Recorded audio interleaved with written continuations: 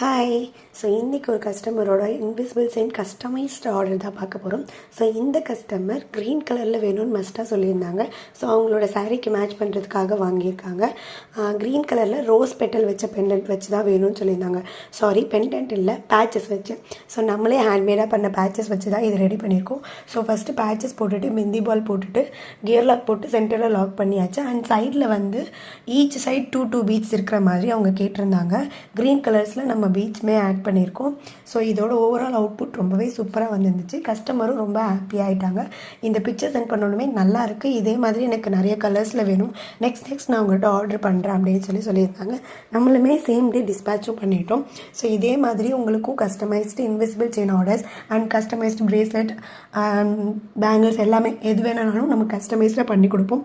So சீக்கிரமாக DM பண்ணுங்கள் R ஸ்க்ரீனில் தெரியல வாட்ஸ்அப் நம்பருக்கு மெசேஜ் பண்ணி உங்களோட ஆர்டரை ப்ளேஸ் பண்ணிக்கோங்க.